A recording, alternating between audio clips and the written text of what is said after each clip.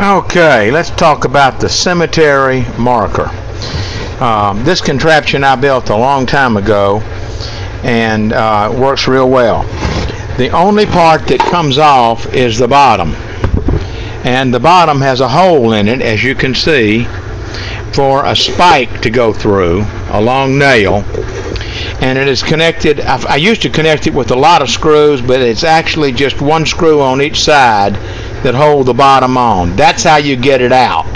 Okay, now if we look at this from the front, this is the spike.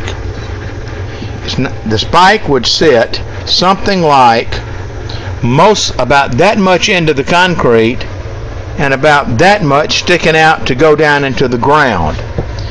The thing is tapered so that the concrete comes out easy, and I usually put a little motor oil coating the insides before I pour the concrete in. Now, both sides are exactly the same. 5 inches across the top, 6 1/4 tall, 6 1/2 to the front. I did not bevel, so no reason to do it. Bevel or taper, whatever you want to call it, the front edge of the bottom board. Of course, the back edge doesn't need it either. However, the top board up here, I felt like needed to be beveled right there, and it worked out well for smoothing the concrete. Now, the top size is 8 5/8 wide and 4 1/2 deep. And if we look at the other side over here, we tapered the top right there. Okay. Now, this gizmo on the back right here is for no purpose except for when the thing is laying down to receive concrete, then the top is level instead of being on a slant. The concrete seeks its own level, so therefore it's level there, and we're not worried about down there. So what you do is you fix your nail, and I usually try to put something out here under the end of it, a little piece of wood or something right in this area to keep the nail straight to the project. And I pour the insides here full of a mixture. I do not use Quikrete concrete. I use a mixture of two things. When I say Quikrete concrete, I mean that with gravel. I use these little 5-pound bags that come from Home Depot or anywhere, and they are this is concrete mix, and I can mix that with a little sand, or sometimes I will just take and mix a little mortar mix, and you can make the whole project out of mortar mix, which I have done a number of times, but I always try to throw a little regular concrete mix in there just to sort of harden up the mortar a little bit. It comes out gray, all right, and water will form on the top of this, and I lay a paper towel. After it's full of concrete, I lay a paper towel across the top to absorb the excess water. And when all the water is mostly come to the top and sort of sponged off, then I take a trowel or something smooth. You've got plenty of things. I take a trowel or something smooth, and I put a real nice finished edge on it. Okay, and then I take something like a nail or a welding rod or something like that. Imagine this now is a concrete surface, and I simply poke down in a row a bunch of holes to form the letter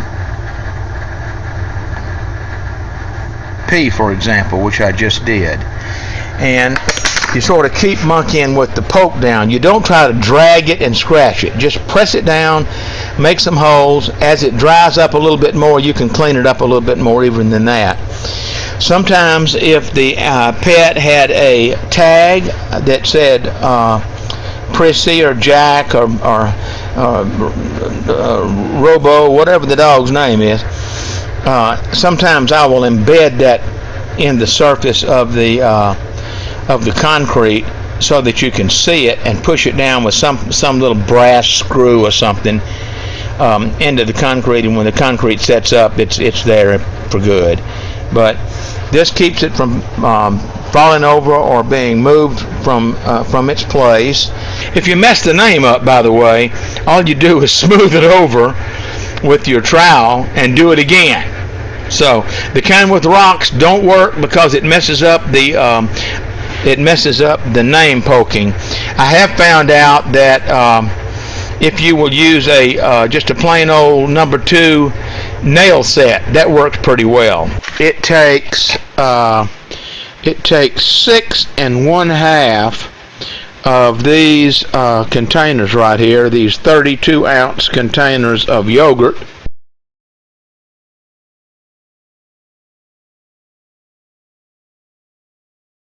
or whatever you have, 6 1/2 of those to fill that mold. And I believe it would be better to use the straight ready-to-use concrete mix without the gravel in it than it would to be mixing mortar mix with it. But I believe it takes a little bit more than a 10-pound bag. So if you're going to make one, you probably ought to get 2 10-pound bags. I would still get a 10-pound bag of this and a 10-pound bag of the mortar mix as well.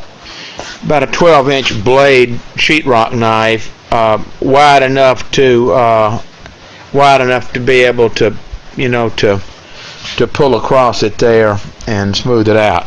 This is one that I've just finished. It's Prissy, and I put her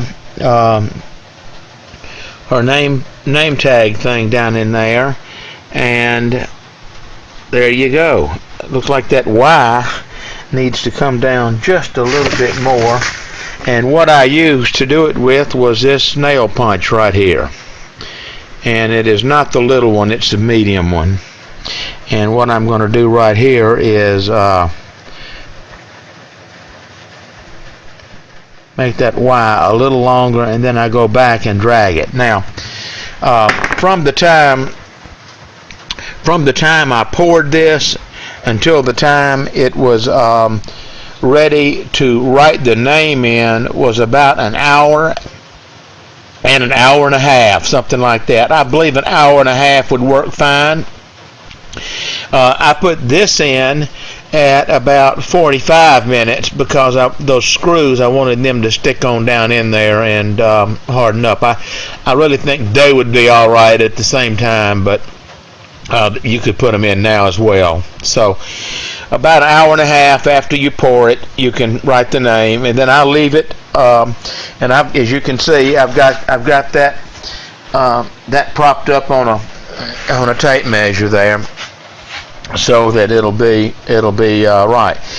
Anyway, when the thing sits up, you can see that a person viewing it standing up would be able to very easily see the name, because it sort of aims up at you rather than anyway. There you go. End of this and all videos concerning this subject.